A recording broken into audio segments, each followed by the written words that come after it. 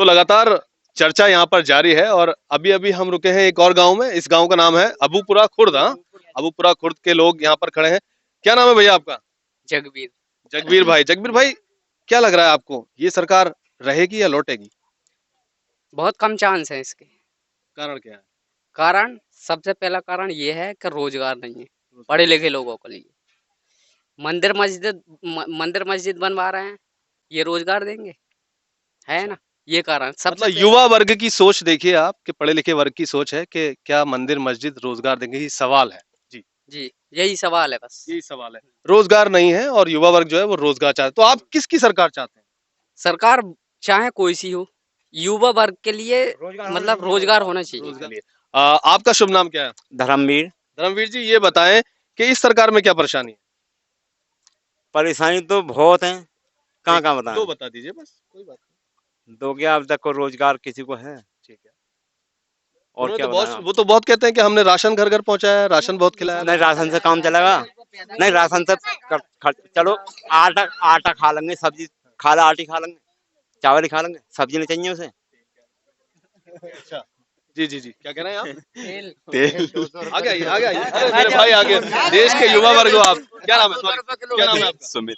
सुमित भाई, मतलब क्या कह रहे हैं बताइए। मैंने के इस राशन से थोड़ी काम चलेगा, मतलब देखो पेट्रोल और वो हमें 5 रुपए का फायदा है तो नुकसान भी है तो 15 रुपए का है, ये है ना। किसकी सरकार में फायदा होगा, मतलब हमें क्या तो, चाहते हैं, किसका हमारा शासन तो चाहिए? ये है कि बहन जी का शासन बहन जी का शासन अच्छा था क्या उस दौर में? अच्छा। बहुत बढ़िया। यानी कि 2 बार जो है वो सरकारें आई हैं और इससे पहले तीसरे चरण में जो है बहन जी की सरकार थी, वो सरकार लोग, बहन जी की सरकार को लोग अभी भी याद करते हैं। आपका क्या नाम है? हम तो बहन जी से सरकार से बढ़िया कोशिश सरकार ही दिखाई नहीं दी।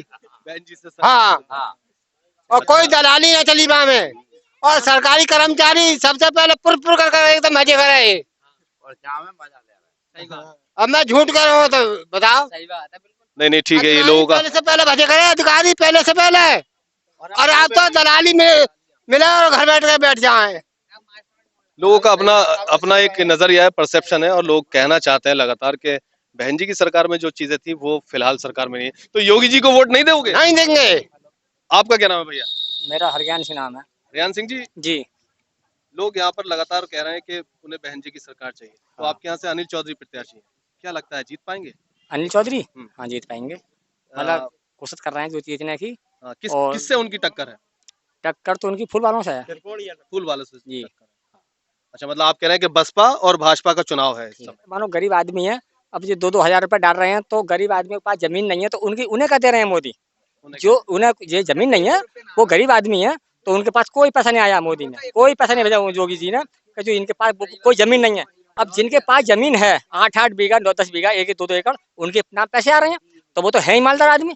गरीब आदमियों को क्या दे रहे हैं? कुछ नहीं दे रहे, जो राशन दे देते हैं बस छुट्टी। अच्छा, उनका कहना है कि उन्होंने तो हर किसी के खाते में जो है वो पैसे डाले हैं, अगर वो कोई किसान है नहीं, तो। कोई पैसा नहीं आया है, कोई आज तक कोई पैसा नहीं आया। आपके गांव में कितना, आप हाथ उठाए, कितने लोगों के पास पैसा आया है? मतलब किसी के खाते में कोई पैसा नहीं आया? तो हाथ उठाओ ना, आप इधर आओ ना, बताओ ना।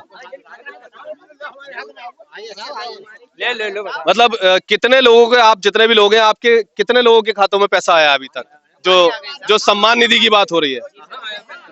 मतलब 4 लोग हैं करीब, बाकी सबका ये मत है कि ज्यादातर लोगों का पैसा नहीं आया। ये जमीन वाले हैं। हमारे पापा के खाते में तो आए ना, जमीन है नाम तब भी। अच्छा, लोग लगातार कह रहे हैं कि भूमिहीन लोगों के पास कोई पैसा नहीं आया, जिनके पास थोड़ी बहुत जमीन है उनको तो मिला है किसान सम्मान निधि, उनको तो कुछ ना कुछ मिला है, लेकिन जिनके पास बिल्कुल जमीन नहीं है, जो मजदूर वर्ग है, जो दूसरों के खेतों में, जो खेतीहर मजदूर है, जो खेतों में काम करता है मजदूर, जो बिना भूमि का मजदूर है, उनके पास कोई पैसा। हमारा कनेक्शन करा दिया, सिलेंडर का हमारा कनेक्शन करा दिया, 400-450 रुपए में आज 950 रुपए दे रहे हैं सिलेंडर। इतना महंगा कर छोटे आदमी को हमें परेशान कर दिया उन्होंने, तो बहुत मजदूर आदमी मारे जाते हैं। तो बदलाव चाहिए कि नहीं चाहिए? हाँ, बदलाव चाहिए, बदलाव आप चाहते हैं कि सरकार बदले। भैया आप कुछ रखो, क्या नाम है आपका? अभय कुमार नाम। अबे भाई बताइए, आप युवा हैं, शिक्षित हैं, कितना पढ़े हैं? मैं इस समय पोस्ट ग्रेजुएशन कर रहा हूँ। पोस्ट ग्रेजुएशन कर रहे हैं, किस उम्मीद से पढ़ रहे हैं? बस यही कि सरकार रोजगार दे, लेकिन सरकार तो बस मंदिर मस्जिद पर लगी हुई है, मंदिर बना रही है, जहाँ से किसी को रोजगार नहीं मिलेगा। सिर्फ एक ब्राह्मण वर्ग है जो वहाँ पर एक पुजारी बनकर बैठ जाएंगे। हमारे जो नीचे तबके के लोग हैं उन्हें क्या रोजगार मिलेगा?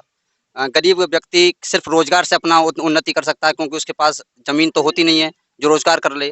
बाकी सरकार ने महंगाई से कमर तोड़ रखी है, तो हम क्या कर पाएंगे फिर।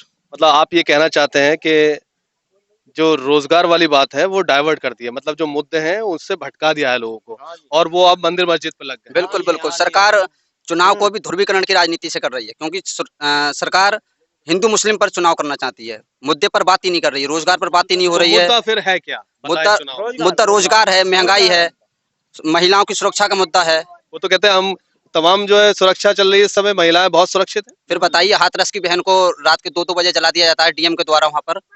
मतलब लोग लगातार, चूंकि उन लोगों के दावे हैं, भारतीय जनता पार्टी के लोगों के दावे हैं, उन दावों को यहाँ पर जनता नकार रही है।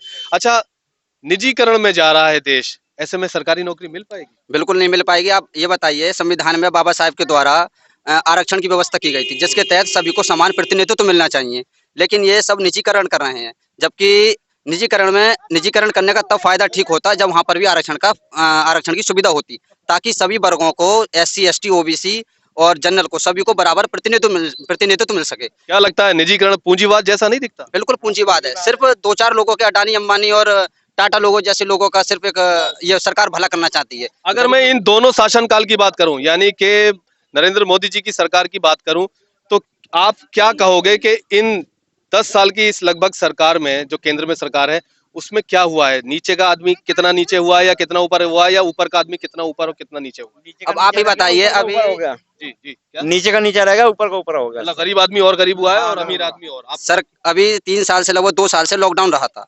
मुकेश अंबानी की संपत्ति और अडानी की संपत्ति उस समय कई गुना बढ़ गई, लेकिन गरीब तबका महंगाई में सिर्फ सरकार ने राशन दे करके हमारे गरीब तबके को अपाहिज बनाया है। शिक्षा सब कुछ छीन ली, बाजार खुलते हैं, सब कुछ रैलियां होती हैं, लेकिन स्कूल बंद होते हैं। शिक्षा पर क्या?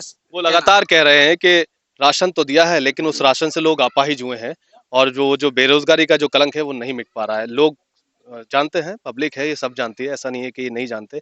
वो जानते हैं कि नीचे का वर्ग और भी ज्यादा नीचे गया है और ऊपर का वर्ग और भी ज्यादा ऊपर गया है। निजीकरण से देश पूंजीवाद की तरफ जाएगा, साम्यवाद या समाजवाद की तरफ नहीं जाएगा। बहरहाल पूरे गांव, पूरे क्षेत्र की जो मिलीजुली प्रक्रिया है वो फिलहाल यही है कि यहाँ पर मिलीजुली राय है, और ज्यादातर लोग सरकार के बदलाव की बात करते हैं। फैक्टम के दर्शकों से अनुरोध है कि वीडियो को लाइक और शेयर कर चैनल को सब्सक्राइब करें। धन्यवाद।